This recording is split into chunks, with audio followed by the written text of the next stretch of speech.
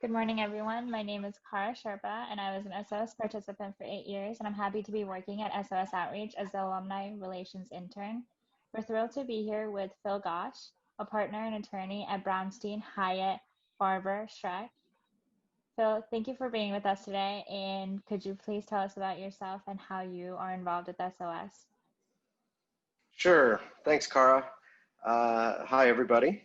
I've been on the board at SOS for about 2 years and was attracted to it for a number of reasons. One, growing up, I had mentors that really helped change my life, and especially at a couple pivotal points where I could have gone left, I could have gone right.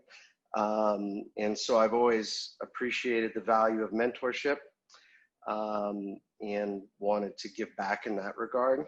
I love the outdoors.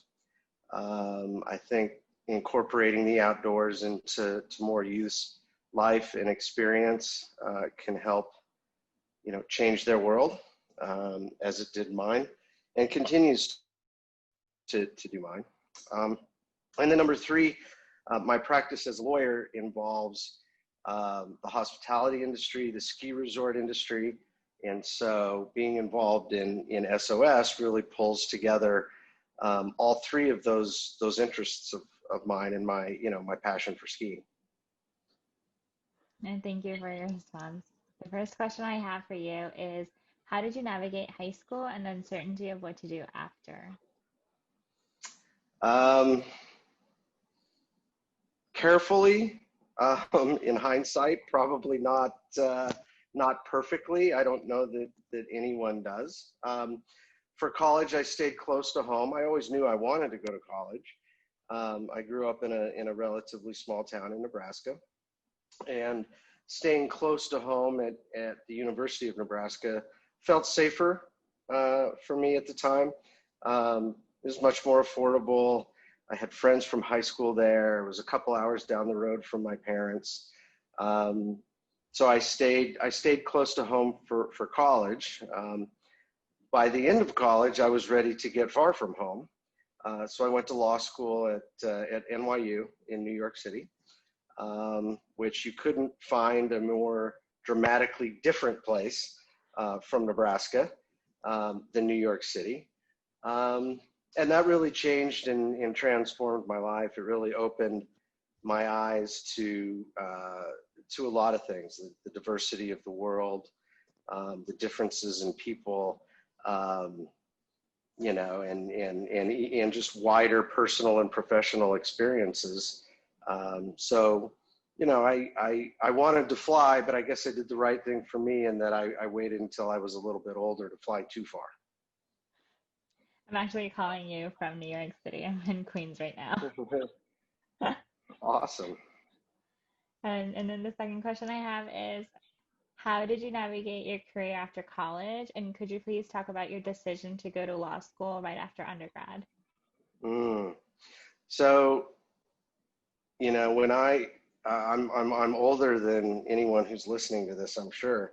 But back when I was in high school and college, let's see, the shows were Ally McBeal and LA Law, and right, you're looking at me like I've never heard of those shows. So and the lawyer shows today are different. But I think I know I went to law school because I didn't really know what else I was going to do. And I just figured I'd be good at it. At the end of the day, it all worked out. I have a good career. I enjoy my practice. It's interesting. But it was a fairly long road from there to here. In hindsight, what I tell people now is really do a few things. Spend some time evaluating what a lawyer actually does. I mean, there's lots of different things that lawyers do. And get with a lawyer or two or three, spend a day with them, talk with them, and find out what their life is really like. Number two, do a reasonable assessment of the actual costs of law school where you want to go, what your resources are, how much debt are you going to take on, versus the likelihood that you're actually going to get a job and what that job may pay, and what you want to do as a lawyer, right?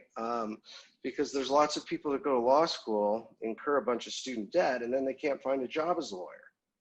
Or they go to law school, and God bless them, they want to change the world, but they incur a bunch of student loans, and the jobs that change the world often don't pay nearly enough to pay off those student loans. So I didn't really have my eyes open as much as I should. It worked out okay. But I've counseled and talked with lots of students or people looking at law school, who don't, who that hasn't turned out as well for. So, be careful, look into it. The other thing I always throw in there too is if I had to do over again, I'd get a JD MBA combo, Master's of Business Associate degree. So an MBA now, you can do an MBA joint JD degree in 4 years, law school 3, and the MBA piece is 1. It saves you a year. And I think it gives you a lot more flexibility coming out of law school to move back and forth between law and business. I think I've heard of those programs. I went to DU as an undergrad, and Mm-hmm. I think they were advertising that because I had a couple friends that were in law school at the time too. It's just, it opens more doors. Having the MBA piece will open some doors, and even if you don't use it in a direct job, it'll make you a better lawyer having it. Mhm.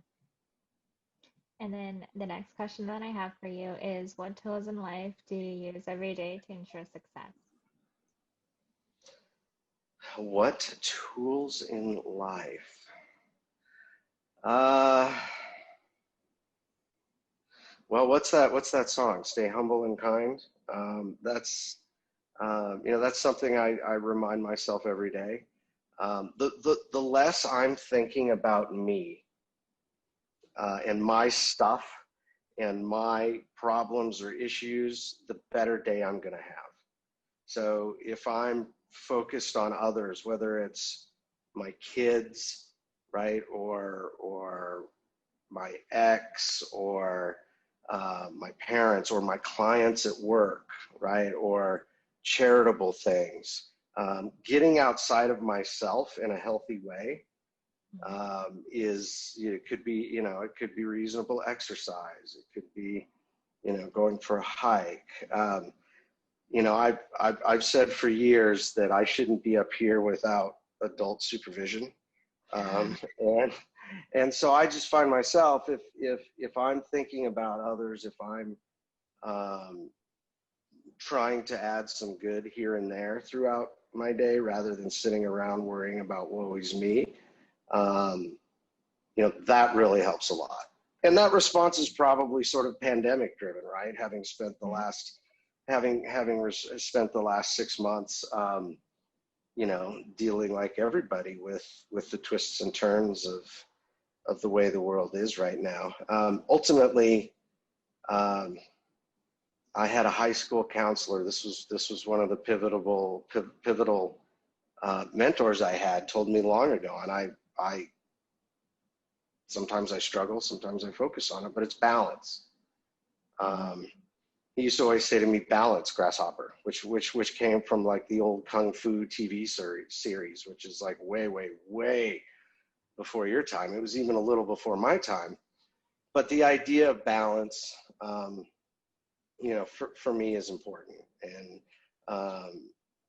a balance of all things in life, not too much of one, not too little of others. And the more balance I have, I think the happier I am, for sure. Thank you for talking about that. I think everybody could use a 30-minute meditation every single day. Every single day. Yeah. Every single day. And then Every single day. Yeah. the last question I have is, in your leadership position as a partner at Brownstein, Hyatt, Farber, Schreck, What personal approaches have you applied as you lead the conversation about tackling diversity, equity, and inclusion in your industry? Hmm. So we're actually, as a law firms are notoriously not good. Mm, Um, Historically, it just came up as a very white male, gray hair dominated industry. And I've watched it since I was in New York. I mean, I've watched it for 25 years as some firms have really worked hard at all levels of diversity and understanding, and others, not so much. The firm that I'm at, I'm proud that we've done particularly well in gender diversity. Our percentage of partners that are women and associates that are women are by far above average, industry average. Um, I've always focused primarily, at least until the last several years, on gender diversity. I was really fortunate when I was in New York at a law firm a million years ago. I had two women, uh, senior associates at the time, both became partners, which at a Wall Street law firm, 25 years ago was not common. But they both took me under their wing, right? They both made me a mentee. They both made me a better lawyer, and they were very different in the way they practiced, in the way they approached the law. And so I learned a lot from both of them. So that's part of, um, that's part of where I, found the desire and the commitment to be a mentor, but also to return, that gift that those two women gave me to, now in my generation, younger women as they come up through the ranks.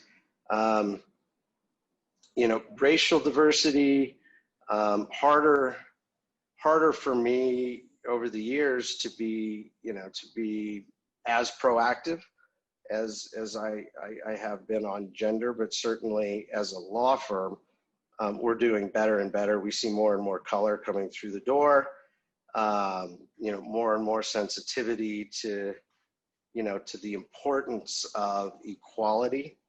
Um, and so, I see it there. And I think, one thing that I spend a lot of time on that I think is different for my generation than priors, is I talk with my kids about it, right? Like I got two, beautiful blonde-haired, blue-eyed, white baby boys that we have to really work with, and to help them understand the diversity of the world and get them exposure to worlds that they don't necessarily see every day, and the benefit.